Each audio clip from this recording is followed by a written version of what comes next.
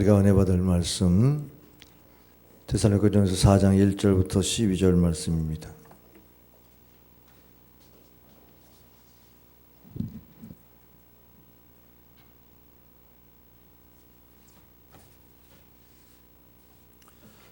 데살로니가전서 4장 1절부터 12절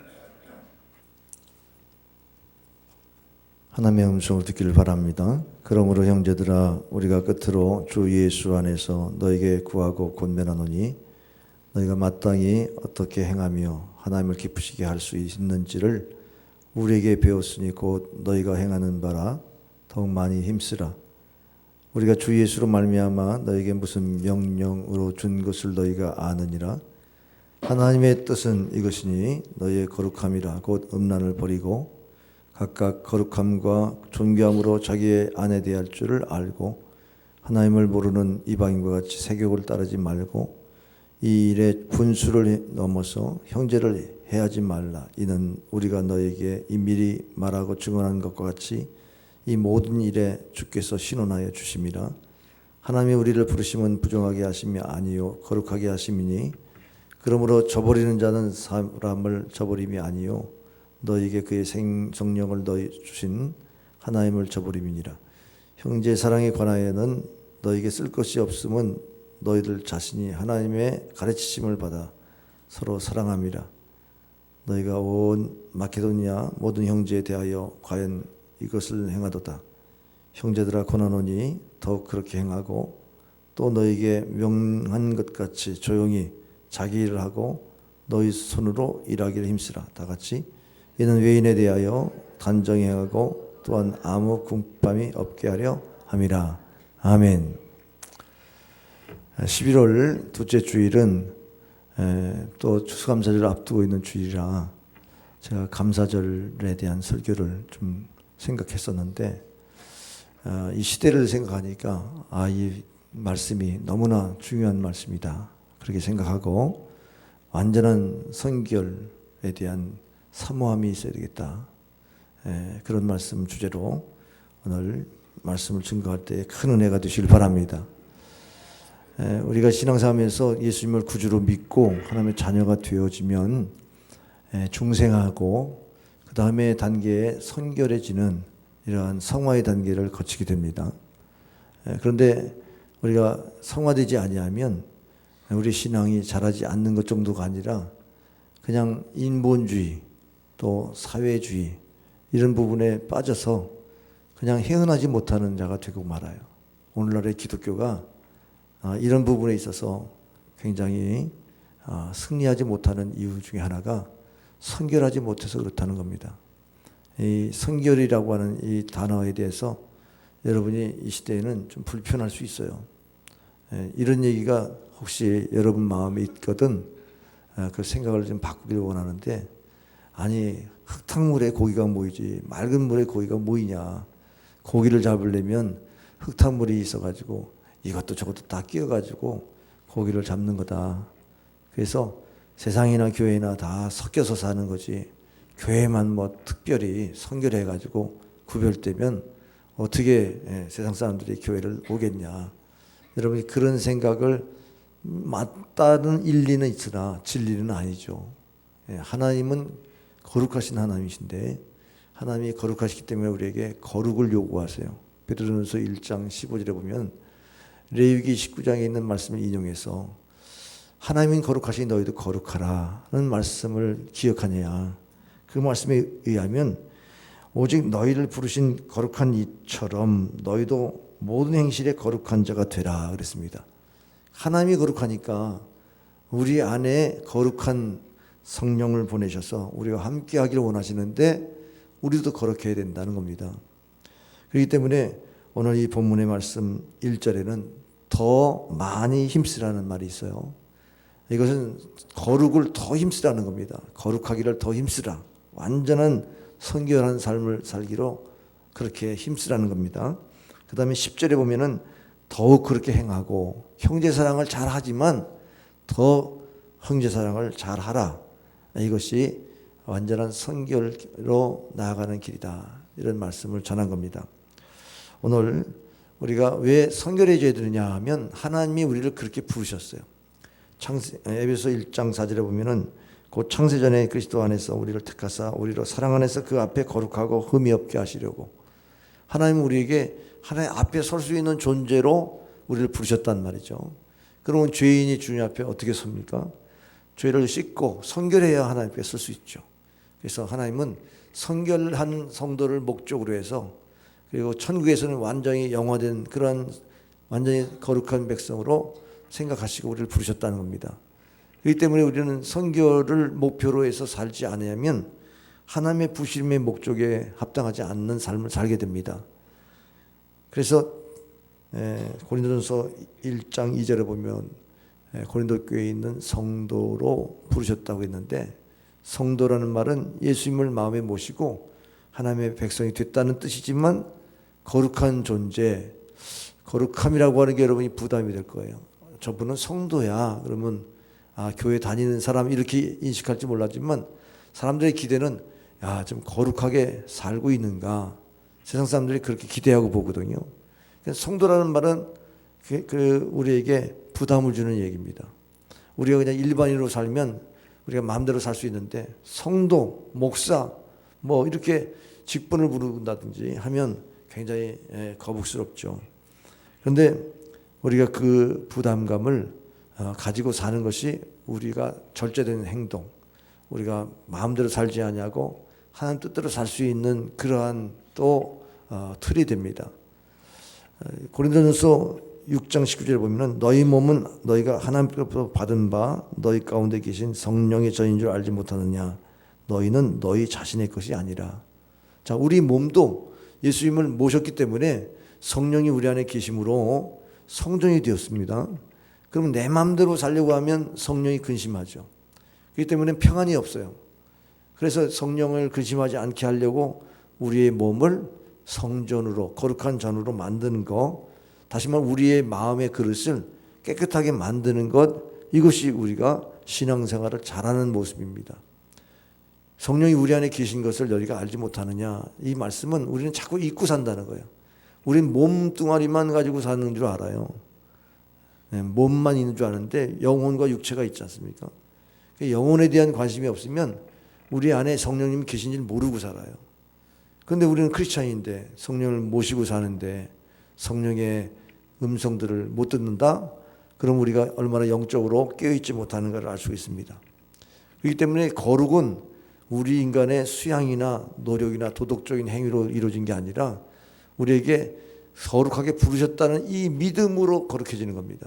제가 목사인데 사회생활하면서 나 그냥 세상 사람들 똑같이 행동하고 그러면 제 안에 있는 성령께서 야, 너가 목사냐?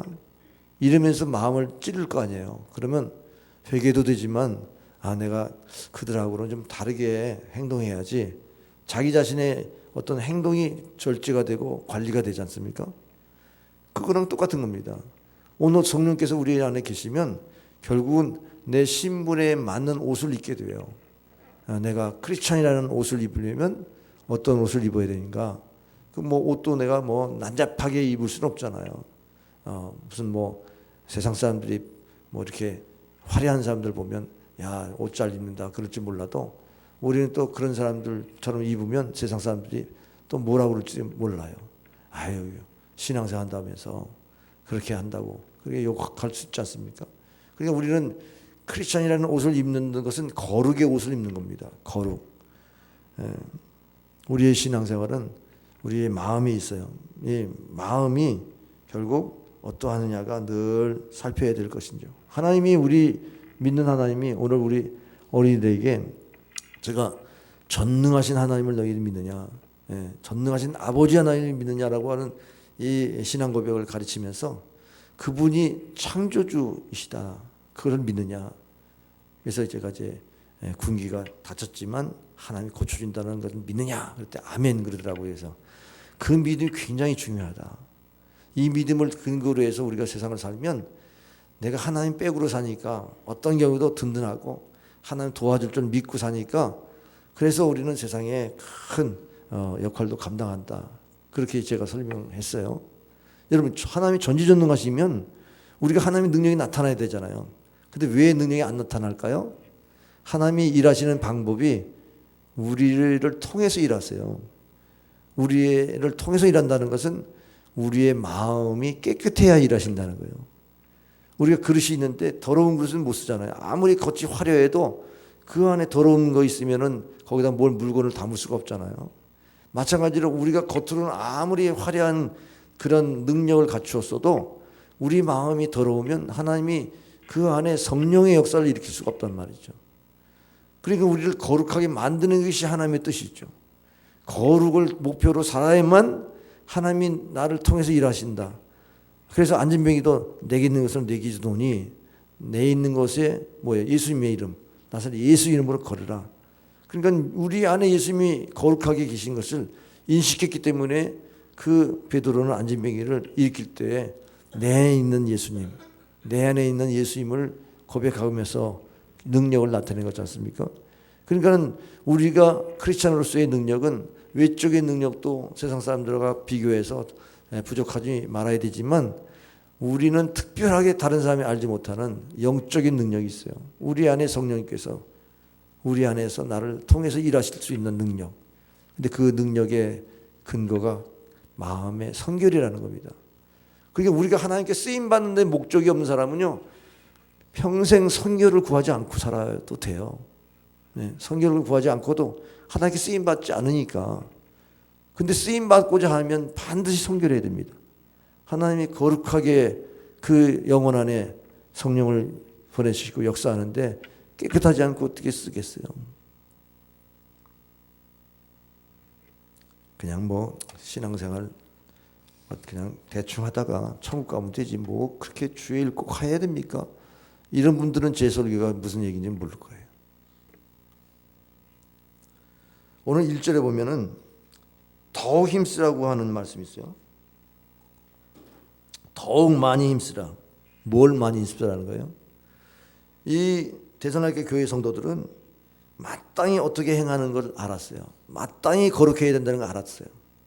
그리고 하나님 기쁘시게 할 것이 무엇인지를 그들은 배웠고 정말 마땅히 거룩하게 살아야 된다는 것을 알고 행했습니다. 그런데 그것보다 더욱 많이 힘쓰라. 자, 우리 성결은요, 영적인 그 역사가 일어나야 되니까 힘쓰지 않으면 안 되는 거예요. 육적인 거는요, 본능적인 건 여러분이 힘쓰지 않아도 먹고 싶을 때 그냥 본능적으로 먹지 않습니까? 잠자고 싶을 때 그냥 뭐 힘쓰지 않아도 잠이 오잖아요. 근데 영적인 것은요, 우리가 힘써야만 되는 겁니다. 예, 힘쓰지 않으면 영적으로 우리가 바로 설 수가 없어요. 그래서 우리가 거룩이라는 것은 우리가 힘써서 해야 될 일이지 그냥 가만히 놔둔다 그러면 타락하죠. 그래서 여기 2절에 보니까는 명령이라는 겁니다. 1절에는 내가 무슨 구하고 권면하노니 그래서 그냥 어떻게 했으면 좋겠다 이런 말로 들리잖아요. 근데 2절에서는 반드시 이렇게 명령하는 거예요. 이거 거룩하지 않으면 안 돼 이런 말씀이죠. 성도가 거룩하지 않으면 안 된다는 이런 말씀으로 명령하는 겁니다. 그게 하나님이 기뻐하시는 일이야 이렇게 가르치는 겁니다. 지난번에 데살로니가전서 2장 12절에 바울이 왜 이 성도들을 기뻐했습니까? 그들은요 바울의 말을 사람의 말로 듣지 않고 하나님의 말씀으로 들었습니다. 하나님의 말씀으로 들어서 너무너무 기뻤다는 겁니다. 오늘날 현대인들의 문제는요 성경을 하나님의 음성으로 듣지 않습니다. 성경을 저는 깜짝 놀랐어요. 성경을 소설책으로 읽고 있는 사람이 있더라고요. 보니까요. 이건 뭐 신화지. 이건 뭐 전설의 고향이나 나오는 거지. 어떻게 이런 얘기가 믿을 수 있어. 이게 사람들이 쓴 거 아닙니까? 사람들이 여러 사람이 썼다면요. 그러면 편집해가지고 이렇게 썼으니까 얼마든지 오류가 있고 얼마든지 이건 뭐 사람이 소설 쓰듯이 쓴 거 아닙니까? 이렇게 말할 때에 그분에게는 성경이 하나님 말씀으로 안 들리는 거죠. 그런데 그 말씀을 준행하겠습니까? 성경의 가치가 떨어져가지고 그냥 사람이 하나님 말씀으로 안 들으니까 그 말씀을 삶의 표준으로 삼지 않아요. 하나님의 말씀은 정미하여 내 발의 등이요 내 길의 빛이다. 나를 인도하시는 말씀이다. 이렇게 받아들이지 않는단 말이죠. 그래서 사람들이 왜 그렇게 될까요? 인간의 지식이 교만해가지고 하나님을 아는 지식까지 이렇게 차 올라왔어요. 뭐 인간의 이제 뭐 다 해부가 됐잖아요. 개놈 프로젝트, 뭐 인간의 DNA가 다 밝혀지고 그래서 너무너무 이제는 이 생명의 영역까지 다 과학이 밝히다 보니까 인간에게는 너무나 이렇게 위대한 그런 어떤 신적인 존재가 되어가지고 하나님으로 인정하기 어려운 시대에 살고 있습니다. 그래서 요즘은 사사시대처럼 사람의 소견대로 행하더라. 자기 의견대로 사는 거예요. 포스트 모더니즘은 사사시대의 영적 암흑기와 똑같아요. 내 의견대로, 내 스타일대로, 내가 생각하는 대로 남 간섭 안 받고 산다. 그래서 지금은 혼자 사는 그 문화가 생겨서 혼술, 혼밥, 혼집, 혼자 붙는 이 사업들이 이렇게 또 많이 파생돼요. 왜냐하면 스스로 존재할 수 있는 힘이 있다는 거예요.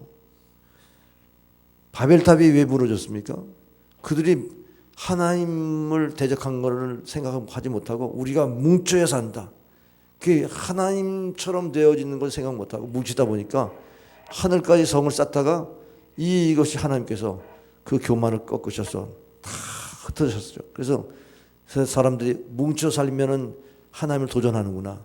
그래서 적당히 뭉쳐야지 똘똘 뭉치면 하나님을 대적할까봐 민족으로 나눴어요. 언어가 나눠지니까 그래서 그 세계는 다 언어 때문에라도 싸우지만 언어 때문에 서로 통합에 대한 이 어떤 합동 이런 데 대한 노력을 기울이게 됐고 세상은 돌아가죠. 그렇기 때문에 결국 인간이 신이 되려고 하는 이런 교만이 결국 하나님의 진노를 사게 됐다는 것입니다. 사람이 자기 의견대로 살면 신으로 여기지 않는다는 거죠. 자, 이스라엘 백성들이 애굽에서 나와서 홍해를 건너는데 앞에 홍해가 막혔어요. 그런데 많은 사람들이 애굽으로 돌아가자는 거예요. 그러면 의견이 모세 한 사람은 홍해를 건너는 건데 다른 사람들은 다 반대야. 그럼 민주주의적인 입장에서 다수결을 보니까 돌아가는 게 맞죠. 근데 어떻게 홍해가 갈라졌습니까? 모세가 말씀의 권위를 믿고 손을 내밀어. 그래서 지팡이를 내밀고 그 홍해를 가르지 않습니까? 하나님 말씀에 순종했더니 역사가 일어나요. 그러니까 하나님 말씀에 순종하면 하나님이 하나님됨이 나타나는데 불순종하면 하나님이 어디 계신지도 몰라요. 우리가 사무엘상 15장에 순종이 제사보다 낫다는 위대한 말을 여러분 기억하십니다. 그게 뭐냐면 블레셋 전투에서 사무엘 선지자를 기다리는데 7일을 기다려도 오질 않아요. 그러니까 이제 마음에 조바심이 나가지고 그 사울왕이 제사장 대신 자기가 제사를 드렸다고요. 그래서 결국은 하나님이 그를 폐위시키는 결단을 하죠.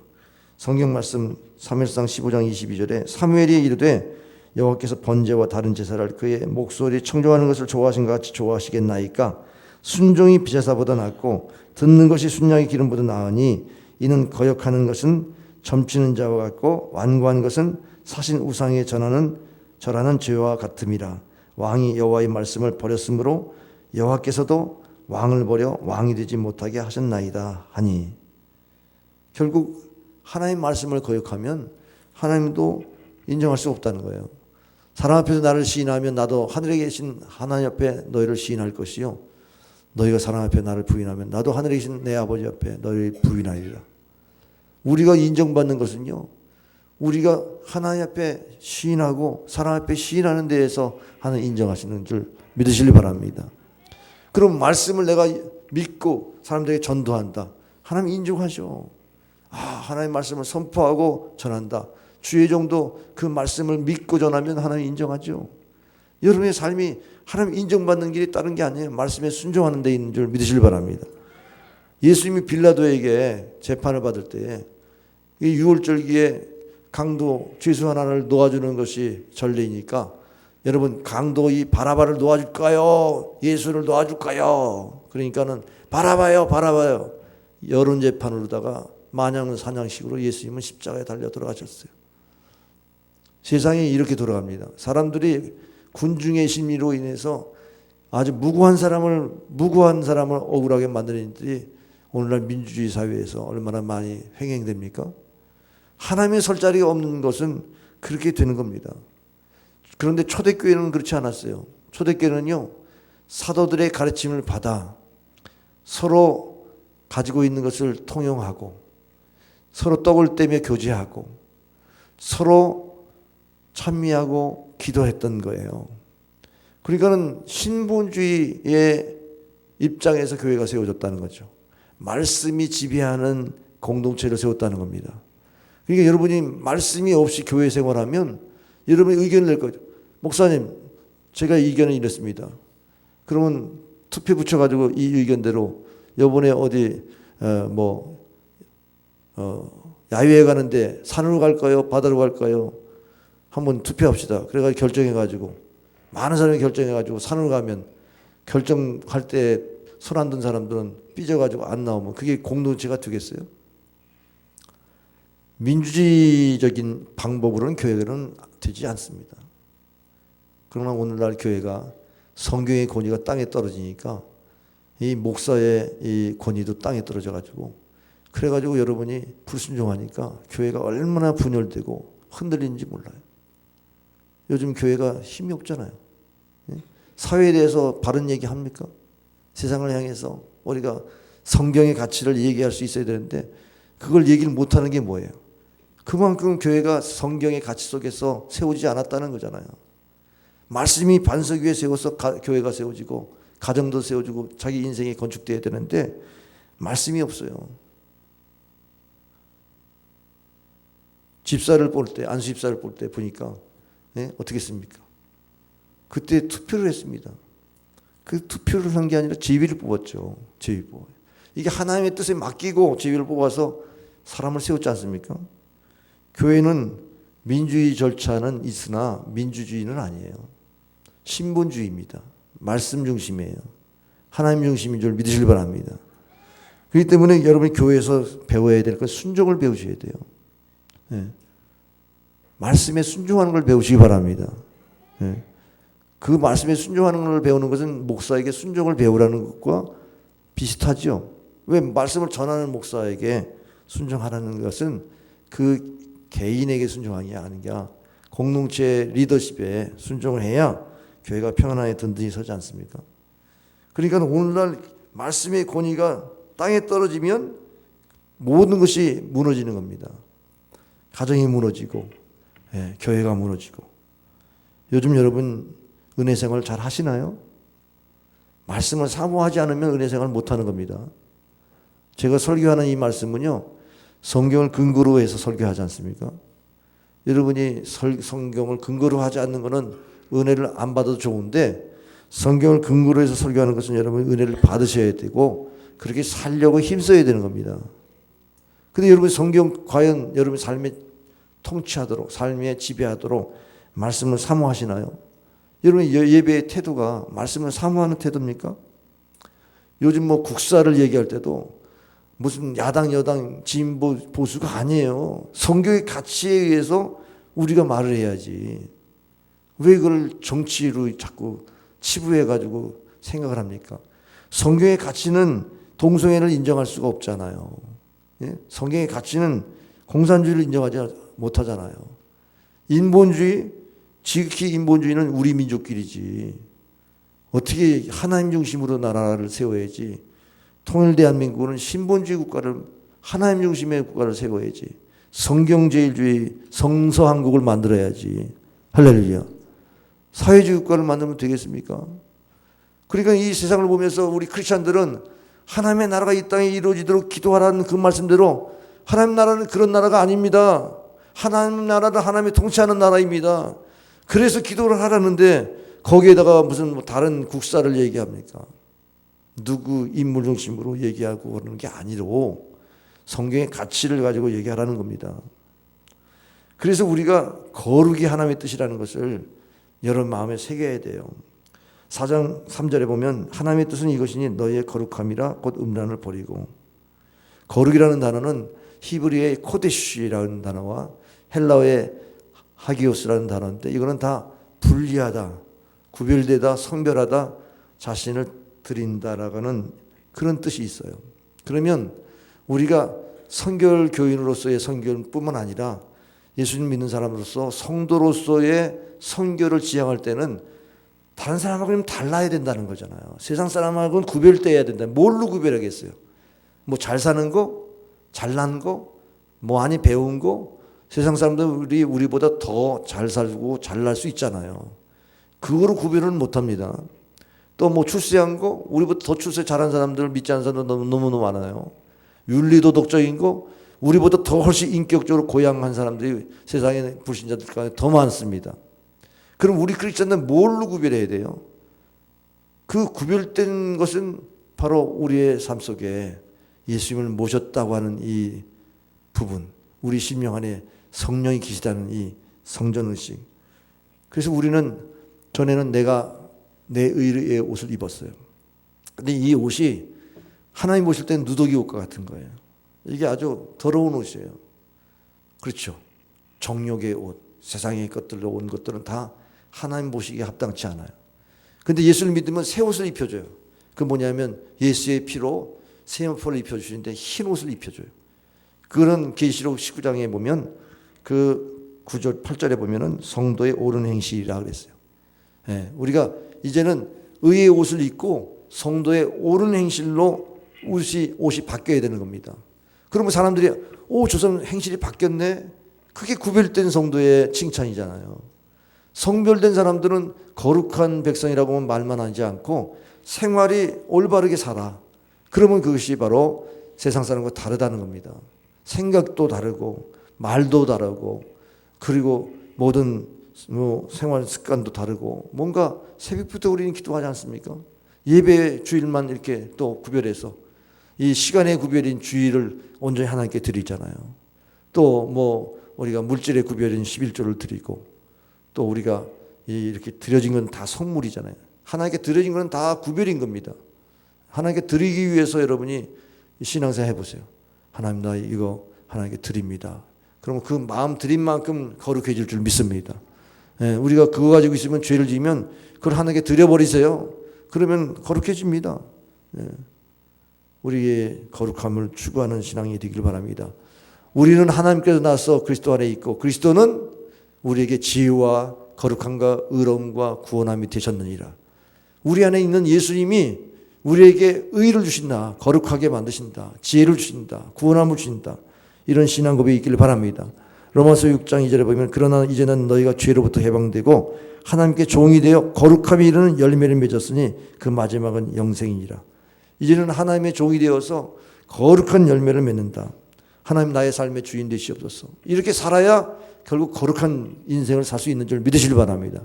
거룩의 초점이 우리의 심령이 있다는 사실을 기억하세요. 이 심령은 카르디아, 양심입니다. 우리의 마음의 지성소는 양심이지 않습니까? 양심이 꺼리끼지 않는 마음으로 신앙생활을 할 수 있어야 되는데 우리가 이제 신앙생활 하다 보면 양심이 꺼리낌이 생기잖아요. 그러면 죄책감이 있잖아요. 이 죄책감 가지고 성령을 모시고 살면 이게 괴로워가지고 성령을 떠나든지 내가 이 성령을 쫓든지 둘 중에 하나예요. 적절하게는 안 되는 거예요. 그러니까 성령을 쫓는다 그러면 거룩을 추구하게 돼 있는 거고 성령을 쫓지 않으면 우리는 그냥 타락한 인생이 되는 겁니다.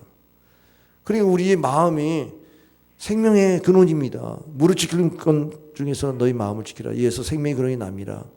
잠언서 4장 23절 말씀한 것처럼 우리의 마음의 동기에서 항상 거룩을 추구하지 않으면 우리는 세상 사람들과 뭐가 달라요? 욕심도 많지, 뭐 말도 거칠고 세상 사람 뭐 미워하는 건 미워하는 대로 하고 그리고 모든 것 세상 사람들에게 뭐 칭찬받을 만한 게 없을 수도 있죠. 그래서 우리는 회개해야 되는 겁니다. 우리가 그 심령 안에 평안이 없을 때 회개하고 주님이 우리에게 말씀 주셨는데 순종하지 못한 걸 회개하고 그래서 7절에 보면은 하나님이 우리를 부르심은 부정하게 하심이 아니요 거룩하게 하심이라 그랬습니다. 하나님이 우리를 부정한 데 놔두질 않아요. 복 있는 사람은 오만한 자리에 가지 않도록 하나님께서 그 자리에서 내려오게 만드셔요. 복 있는 사람은 죄인의 꾀에 들어가지 않도록 지혜를 주셔가지고 선한 지혜를 가지고 그 세상의 지혜를 이기게 만드시고 그러니까 우리가 지금 복 있는 자리에 늘 나가려면 죄에서 구원받고 죄에서 떠나야 되는 죄를 회개함으로 떠나야 되는 거죠. 여러분이 하나님이 거룩하신 여러분들 거룩하기를 힘쓰길 바랍니다. 그러니까 우리는 회개를 달고 살아야 되는 거죠. 예? 우리가 죄가 없으면은, 원죄가 없으면은 한 상태에서 머무를 텐데, 우리는 끊임없이 죄의 유혹이 있고 끊임없이 죄를 이겨야 되니까 밤낮 깨어 기도하고 회개해야지 우리 안에 거룩이 임하는 거죠. 그런데 이 거룩을 해치는 첫 번째 문제가 음란입니다. 이 음란이라는 3절 말씀은 성적인 타락이죠. 성적인 부도덕입니다. 이 음란은 우리로 하여금 이 세상을 살아갈 때 끊임없이 오는 도전입니다. 그러면 여러분이 에이, 세상이 뭐 다 그렇게 문화가 그런데 어떻게 그래요? 문화가 그래가지고 그대로 살면 여러분 하나님 기뻐하시겠습니까? 하나님 기뻐하는 삶을 살려고 그러면 이거 끊어야 되지 않습니까? 근데 세상 문화는요, TV나 영화나 소설이나 다 음란 문화를 부추겨가지고 장사를 해요. 돈 벌는 방법 알려줘요. 죄 짓게 만들면 돈 벌어요. 인간의 그 짜릿한 말초신경 자극하는 것들을 산업화시키면 그러면 여러분 돈 벌습니다. 근데 그걸 가지고 하나님 기뻐하지 못하니까 문제죠. 그게 우리는 그렇게 돈 벌면 안 돼요. 사람들이 돈 많이 모은다. 그 길이 넓은 길이지만 그게 타락하는 길이라는 사실을 알 수 있지 않습니까? 자, 성적 쾌락이 행복이다. 그래서 성적 쾌락을 추구했더니 가정이 망가져. 이혼하고 파탄돼. 성병 걸리고. 그게 무슨 행복이며 사탄에게 속은 거지. 당시 로마 사람들은, 남자들은 여자 한 사람으로 만족하지 않았습니다. 그래서 여러 아내를 뒀다 그래서 오늘 4절에 아내를 존귀하게 거룩하게 대할 줄 알아야지. 그 얘기는 신전에 무희들이 있어요. 신전 창기들과 이렇게 성관계를 맺어서 자식을 낳아요. 근데 그건 로마의 권력이 있으니까 지배의 나라가 피지배의 나라에 이렇게 권력 가지고 그런 성물란을 일으켰다고요. 그거에 대해서 지금 경고하고 있는 겁니다. 더군다나 이방인처럼 세욕을 따르지 말라 5절에 말씀합니다. 이거는 구별된 성도의 모습이 아니라는 겁니다. 우리가 음란을 버려야 될 이유가 이렇게 되면 성령을 거슬리는 거니까. 예? 일부 일처제로 살지 않으면 이게 거룩한 침수가 부정하게 되니까 결국 가정이 파탄되는 거다. 이방인처럼 세격을 쫓으면 무너진다는 거죠. 그러니까 지금 세상 사람들이 다 자기 소견대로 사니까 그냥 동성애도 인정하는 분위기니까 인정합시다. 뭐 그러고 흘러가면 결국 다 같이 망하는 겁니다. 그래도 교회가 깨어서 성경의 가치를 말하고 그래도 대한민국은 아직은 동성애를 합법화하지는 않았으니까 끊임없이 이것을 반대해야죠. 그럴 힘이 있습니까? 내가 성적 문란이 있는데 어떻게 선교를 주장할 수 있겠어요? 그래서 이 6절에 보니까는 하나님이 갚아준다는 거예요. 반드시 그런 죄를 짓는 사람은 내가 갚아준다.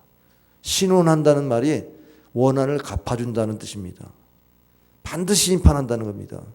계시록 6장에 보면은 내가 갚아줄 때가 있으니까 눈물로 세월을 보내더라도 인내의 세월에 반드시 하나님이 상과 벌을 준다. 그렇게 말씀했어요. 그러니까 우리는 하나님이 두려워서라도 그런 죄를 못 짓겠어요. 그래서 우리가 죄를 짓지 않으려고 하다 보니까 너무 힘들게 사는 거지만 반드시 하나님의 심판이 있다는 것을 아셔야 되죠. 여기 6절에 이 일의 분수를 넘어서라는 말은 한 가정의 일부 일처제를 넘었으면 여러 여자를 두는 거잖아요. 또 세격을 밝히다 보면은 별의별 이상한 것들이 들어와서 정상적인 삶을 살 수 없잖아요. 또 형제를 해치게 되는 것이 되고 맙니다. 가정을 파괴하고 이런 부분들에 대해서 성경은 뭐라고 그랬죠? 혼외 정사를 인정하지 않습니다. 네. 결혼 안에서만이 성관계를 허용하지 않습니까? 근데 이걸 벗어나면 자기가 망가지는 거예요. 고린도전서 6장 18절에 음행을 피하라. 사람이 범하는 죄마다 몸 밖에 있거니와 음행하는 자는 자기 몸의 죄를 범하느니라. 너희 몸은 너희가 하나님께로부터 받은 바 너희 가운데 계신 성령의 전인 줄 알지 못하느냐? 너희는 너희 자신의 것이 아니라 값으로 산 것이 되었으니 그러니 너희 몸으로 하나님께 영광을 돌리라. 우리가 음란하면 우리 몸이 망가진다는 거예요. 물론 뭐 육체적으로도 병이 오긴 하지만 이 영혼이 잘못되는 거죠. 영혼이. 이 세격에 의해서 영혼이 잘못되면 이 뇌 구조가 이상하게 되어서 망가지는 거예요. 인생 망치는 거죠. 그 다음에 교회가 만약에 음행한 자가 있으면 출교시키라는 겁니다. 고린도전서 5장 11절 13절 회개할 수 있는 기회를 주라. 이제 내가 너희에게 쓴 것은 만일 어떤 형제라 일컫는 자가 음행하거나 탐욕을 부리거나 우상숭배를 하거나 모욕하거나 술 취하거나 속여 빼앗거든 사귀지도 말고 그런 자와는 함께 먹지도 말라 함이라. 밖에 있는 사람들을 판단하는 것이라야 내게 무슨 상관이 있으리오마는 교회 안에 있는 사람들이야야 너희가 판단하지 아니하랴. 밖에 있는 사람들은 하나님이 심판하시려니와 이 악한 사람은 너희 중에서 내쫓으라. 교회에서는요, 이것이 누룩같이 번져지면 교회가 소돔과 고모라성처럼 됩니다. 동성애 한 사람 인정하면 그 사람 영혼을 사랑하는 인정하고, 근데 그 죄를 인정하는 게 아니고 그 영혼을 받아들이는 거죠. 치유하고 바르게 하나님 앞에 설 수 있도록 회개하고 거룩한 백성 만드는 것이 교회가 할 일이지, 그 사람의 성욕을 그대로 성소수자의 그 신분과 그 행동을 인정하는 것은 교회를 무너뜨리는 거예요. 그래서 미국의 메가더 목사님이 그런 말씀했어요. 동성애를 인정하는 것은 크리스천이 아니다. 교회가 아니다. 그렇게 말했습니다. 그거는 교회를 무너뜨리는 것이기 때문에 그래요. 동성애를 합법화하는 것은 교회를 무너뜨리는 사탄의 전략이에요. 아시겠어요? 그러니까 밖에 사람들은 하나님이 심판하지만 교회 안에서는 교회가 심판하라는 거예요. 그래서 목사에게는 7위권이 있습니다. 그래서 제가 목회하면서 한 가정은 제가 교회 나오지 마세요. 왜? 그렇게 하면 우리 교회가, 선결한 교회가 무너지니까 제가 그걸 7위했습니다. 여러분이 교회를 거룩한 교회로 보존하시기를 힘쓰기 바랍니다. 세속화되는 거 절대 여러분이 허용하면 안 돼요. 요한 웨슬레는요, 우리가 이런 사회가 인간 중심의 사회, 복지를 지향하지만 복지도 뭐 뺏어서 나눠주는 복지는 이 공산주의 사회주의죠. 그러니까 우리 사회가 지금 그렇게 가고 있습니다. 모든 그것들이 다 정부가 권력을 갖고자 하는 겁니다. 정부가 다 그 권력을 갖고 있어서 제가 어린이집 보니까 어린이집에 멀쩡하게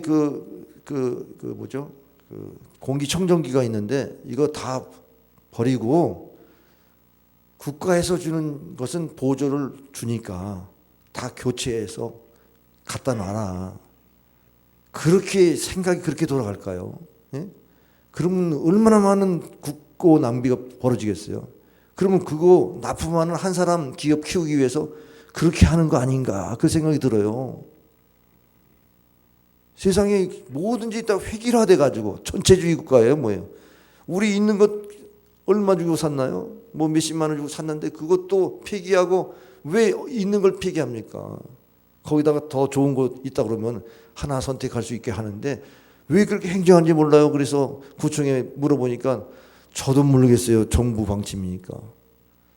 그 하나하나 하는 행위가 자유민주주의 국가의 자유시장경제의 이런 부분들이 사라져버리니까 너무너무 경제활동하는 게 어려운 겁니다. 어린이집 하나 운영하는 것도 그렇게 옥죄여가지고 너무너무 힘들잖아요. 요한 웨슬리가 형제를 사랑하는 것이 완전한 선결의 길로 가는 것이다. 우리가 완전 선결은 동기의 순수성과 그리고 하나님의 사랑을 실천하는 것이다. 여러분이 선결한 삶을 살려면 조건을 붙이지 않고 사랑할 수 있기를 바랍니다.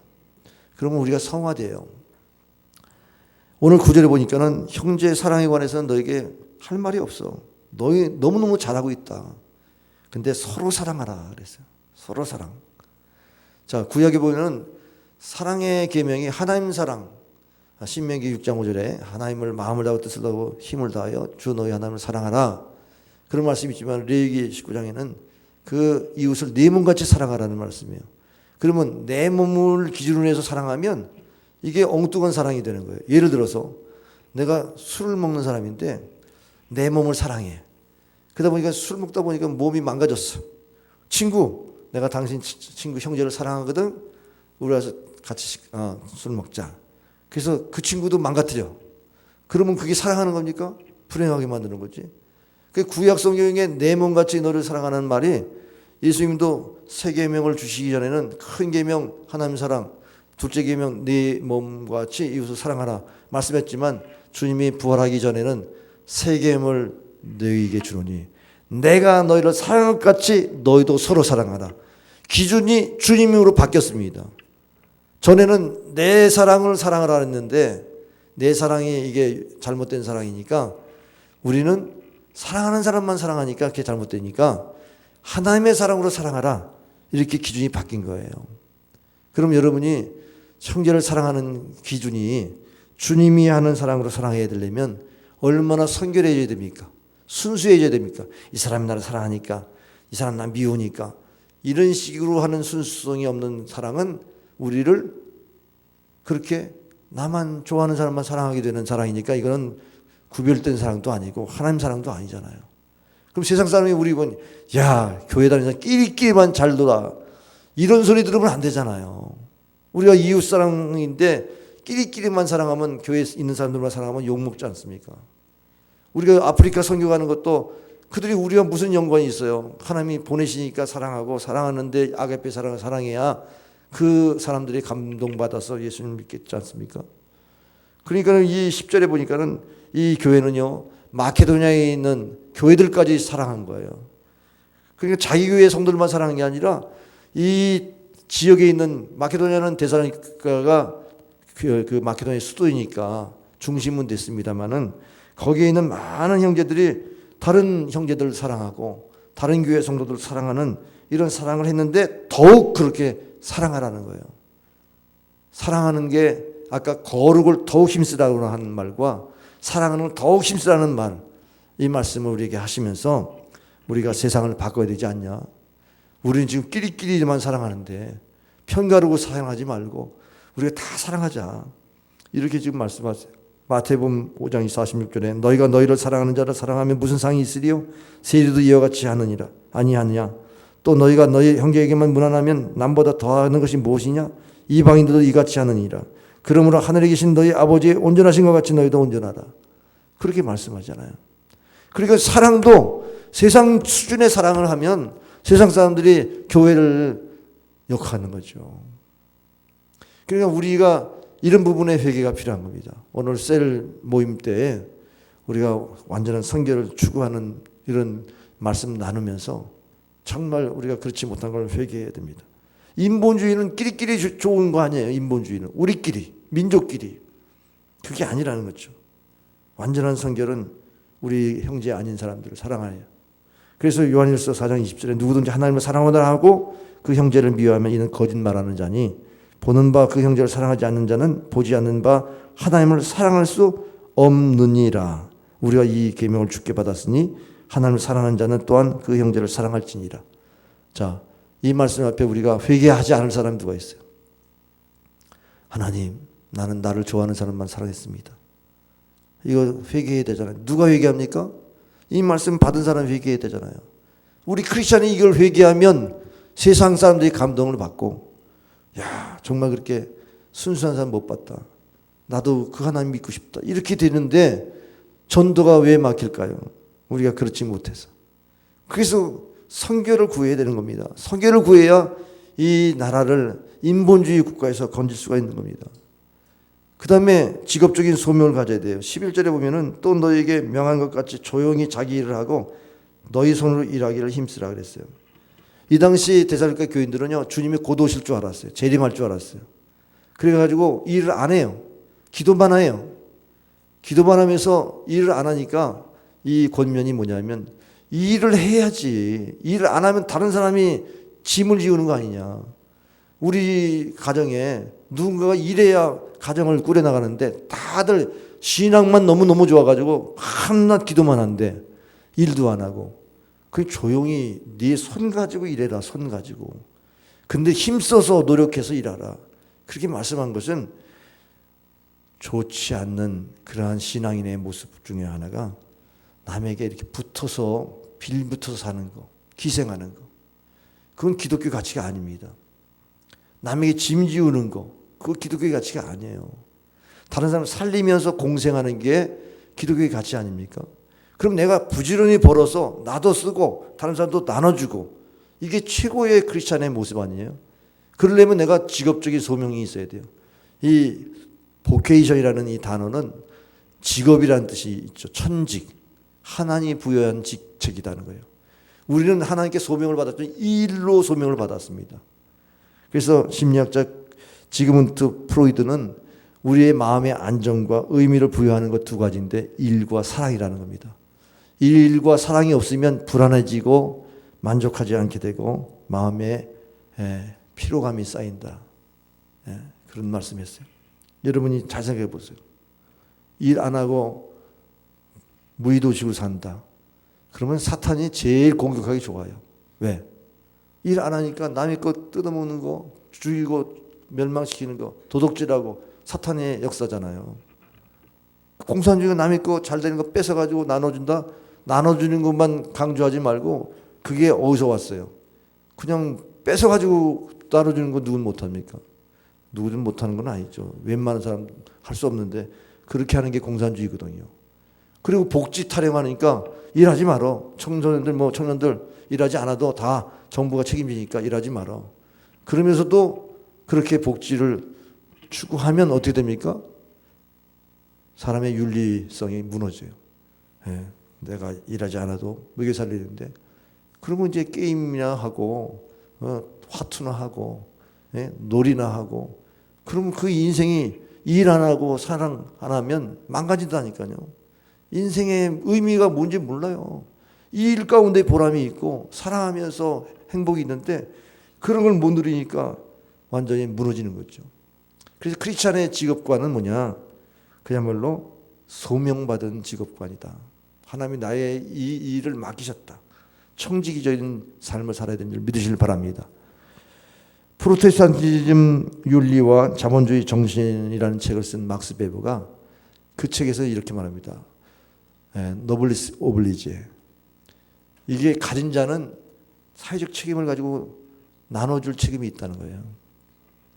그런데 우리가 기독교의 신앙이 없는 사람은 가진 것을 자기가 갖지 욕심을 더 부리지 나누지 않는다는 거죠. 그래서 기독교의 윤리는 자기가 가진 것을 나눌 수 있는 윤리다. 그것을 가리키면서 그 책임을 기독교인들이 감당하라는 겁니다. 공산사회가 무너졌습니다. 거기는 가진 자가 갖고 있으니까 사람들이 굶어 죽잖아요. 그 지배층들이 갖고 있으니까 북한에 굶어 죽는 사람들이 생기지 않습니까? 그러니까 공산주의는 무너지게 돼 있어요. 나누지 못하는 통로가 막혔으니까. 근데 기독교가 들어간 나는 잘 살아. 왜? 거기는 주는 자가 복이 있어. 왜? 하나님이 더 주시니까. 주면 후회되고 누르고 흔들어 너에게 안겨주리라. 더 자꾸 주시니까 이게 더 자본주의가 더 활성화되는 이런 축복을 받지 않습니까? 과거에는 청빈사상이 있어가지고 그 돈을 버는 것 자체를 죄악시했어요. 그러나 기독교가 들어가면요, 돈 벌 수 있는 대로 벌어라. 그리고 돈 벌을 수 있는 대로 벌고 버는 대로 저축해라. 근데 저축한 대로 남을 도와주라. 이게 기독교의 윤리예요. 아니 남 안 도와주지 뭐. 안 벌으면 되지 뭐. 그러면 굶어 죽는 그런 공산주의 국가가 되는 거죠. 우리에게는 윤리성이 있지 않습니까? 도덕성. 우리가 하나님 앞에 양심을 가지고 살고 성결하게 사는데 남들 주고 하는데 내동개치고 외면할 수 있어요? 북한에 있는 우리 동포를 외면할 수 있냐고요. 도와줄 생각을 하는 것이 우리 기독교인의 양심 아닙니까? 그래서 직업적인 소명을 가져야 되는 거예요. 이렇게 사는 사람 크리스찬들이 이 땅에 많아야 사회주의 국가의 모습이 사라집니다. 응? 우리나라가 지금 어디로 가고 있습니까? 다 그냥 복지 해가지고 일자리도 없지만은 일할 생각을 하지 않잖아요. 젊은이들이 일할 생각도 안 하면 어떻게 이 나라가 세워집니까? 그래서 성경 데살로니가후서 3장 10절에 너희가 일하기 싫거든 먹지도 말라. 네? 누구든지 일하기 싫으면 먹지도 말라가 이게 기독교의 윤리예요. 그 다음에 마지막으로 단정한 생활을 해야 된다. 12절에 보면 왜 우리가 단정할 이유가 뭐냐면 세상 사람들에게 욕먹지 말도록. 이 단정이라는 말은 좋은 모양입니다. 예, 좋다는 유와 스케마라고 하는 모양의 뜻을 갖고 있는 스케마. 유스케마라는 뜻은 이거는 좋은 태도, 좋은 모양을 갖춰야 된다는. 이거는 외모만을 말하는 게 아니에요. 말씨, 행동, 옳은 행실 이걸 가져야 되는 단정한 생활. 그럼 다른 사람들에게 덕이 돼야죠. 그리고 또 하나는 아무 궁핍함이 없게 하려 합니다. 우리가 경건 생활을 하면 하나님 복을 주셔요. 그래서 믿는 사람이 가난하게 사는 게 이게 죄악이에요. 우리가 경건하게 살면 하나님 복 주시게 돼 있다는 것을 믿으시기 바랍니다. 하나님은 우리로 선한 일을 행하게 하기 위해서 우리를 구원하셨다고 그랬어요. 그럼 선한 일을 행하기 위해서는 있어야 되잖아요. 그럼 있으려면 하나님이 부어주셔야 되는데 은혜로 말미암아 우리가 받고 그 받은 것을 또 나눠주고 더 많은 은혜로 말미암아 또 더 많이 받고 더 나눠주고 이게 순순환이 돼가지고 우리는 잘 살게 되는 것입니다. 그래서 우리 크리스찬들이 정말 이렇게 하나님을 경외하는 믿음으로 우상을 버리면 복을 받게 되는 줄 믿으시길 바랍니다. 자, 우리나라가 너무너무 혼란스럽습니다. 인본주의, 사회주의의 이 경향성 때문에 교회가 성경의 가치를 다시 회복해야 되는 이 운동이 일어나야 되는데 성령 앞에 선결하시길 바랍니다. 정말로 성령을 쫓아 여러분 마음 그릇을 바로 깨끗하게 만드는 성령을 쫓아 생활하길 바랍니다. 하나님이 기뻐하시는 것은 형제사랑 그리고 또 성실하게 일하고 소명감을 가지고 직업을 행하는 직업 생활을 해야 되는 것입니다. 여러분이 이렇게 해서 이 사회를 바꾸고 정말 하나님 기뻐하는 대한민국 될 수 있도록 그렇게 성결한 교인들이 되기를 바랍니다. 기도하겠습니다. 하나님 감사합니다. 하나님의 뜻은 거룩함인 것을 알고 우리가 음란을 버리게 하시고 가정을 보존할 때에 참으로 한 아내로 만족하며 존대하게 그리고 또 세격을 쫓지 말게 할 뿐만 아니라 우리 형제를 사랑하는데 아가페의 사랑으로 사랑할 수 있도록 도와주시고 또 우리가 직업을 천직으로 알고 하나님의 이 직업을 통해서 하나님의 이름을 높이려고 하는 마음을 가지고 우리가 열심히 일해서 남기게 하시고 또한 그 권세를 가지고 더 축복을 받게 하시고 또 우리가 단정한 생활, 경건 생활을 통해서 많은 사람을 어른대로 인도할 수 있도록 도와주시옵소서. 그래서 이 사회가 정말 우리의 손과 빛의 역할을 감당함으로 좋은 사회가 되도록 축복하여 주시옵소서. 하나님 말씀을 그 권위를 인정하는 사회가 되도록 도와주시옵소서. 예수님의 이름으로 기도합나이다. 아멘.